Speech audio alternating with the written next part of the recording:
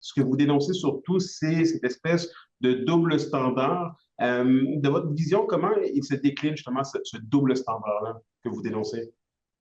Ben, écoutez, c'est un peu comme incompréhensible de notre côté de voir ce genre de comportement-là d'Hydro-Québec. Vous savez, les droits ancestraux sont équivalents un peu partout au pays.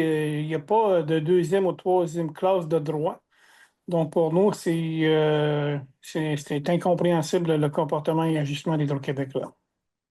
Dans le sens que Hydro-Québec donne certaines choses, ou du moins parle d'une façon différente à certaines nations que par rapport, mettons, à la vôtre du côté de la Abitibi-Témiscamingue. C'est ça que je comprends. Effectivement, effectivement. Puis ça, ben, c'est aberrant encore de voir ce genre d'attitude-là. Pour nous, c'est pas acceptable. On n'est pas des Premières Nations, des peuples de seconde classe. Nos droits sont effectifs partout sur le territoire, au même titre que toutes les autres nations, là, de Premières Nations, là. Donc, c'est ça, quand on parle de droit, ça devrait toujours être vu dans une vue d'ensemble et non à la pièce. Exactement, exactement. Donc, c'est pas une question de priorité économique pour Hydro-Québec. Nous, c'est vraiment une question de respect puis de reconnaissance des impacts négatifs passés. Nous, on voudrait bien régler cette question-là à l'amiable. Sinon, on va se retrouver encore devant la cour. Puis ça, c'est pas quelque chose qui est plaisant pour personne. Et c'est coûteux, bien sûr. Mais écoutez, si on n'a pas le choix, il va peut-être falloir regarder sérieusement cette option-là. Mm. Et là, justement, vous demandez une véritable réconciliation fondée sur, encore une fois, l'égalité de vos droits.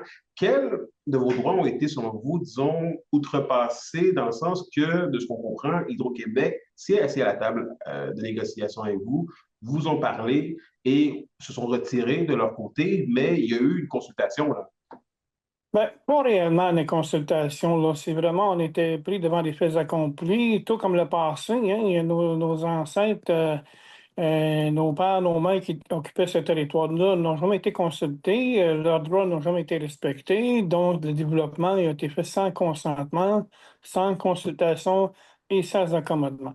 Puis ça, ben, c'est plus acceptable en 2026, là. On est quand même rendu à une autre époque, là. Je pense que le droit canadien s'applique pour tous et tout le monde. Nous, ce qu'on demande, c'est rien de moins, qu'on se fasse respecter dans nos droits. Donc, on ne veut pas devenir ou être des citoyens ou de Première Nation de seconde ou troisième classe. C'est ça qu'on dit, grosso modo, à Hydro-Québec et au gouvernement du Québec aussi. Mm.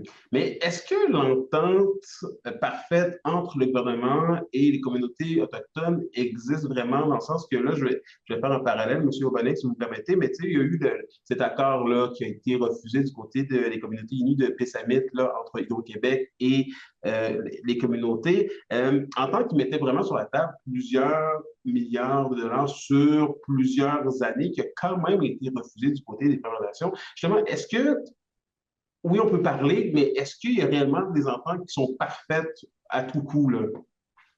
Ben, il faut dire que toute entente n'est pas parfaite, hein, c'est clair. D'ailleurs, les membres et nous qui ont refusé cet accord-là entre Hydro-Québec et leur conseil, ça leur appartient comme décision et prérogative, c'est clair. De notre côté, ça peut juste démontrer que l'argent n'est pas tout.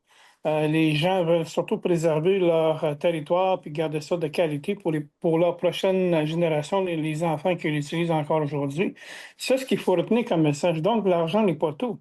Mais en même temps, on ne peut pas dire que ça nous nuit, là. Donc, il va falloir regarder de tous les angles possibles quand on veut parler d'entente et de réconciliation, là. Et en terminant, là, c'est quoi la prochaine étape des choses? Là, vous parliez tout à l'heure de s'il n'y a pas nécessairement d'entente, d'aller devant les tribunaux. Concrètement, là, jusqu'où on veut se rendre là, prochainement? Oui, c'est une option qu'on regarde de l'aspect des tribunaux, mais c'est pas une décision qu'on a prise dans le moment. Donc, on va attendre quelque peu, mais pas très longtemps. Nous, notre patience est déjà pas mal étirée. C'est Hydro-Québec qui a décidé d'elle-même de se retirer de la table.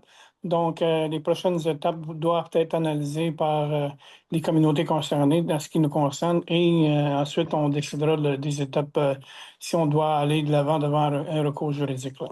Mais est-ce que vous êtes confiant de possiblement pouvoir retourner à la table des négociations rapidement?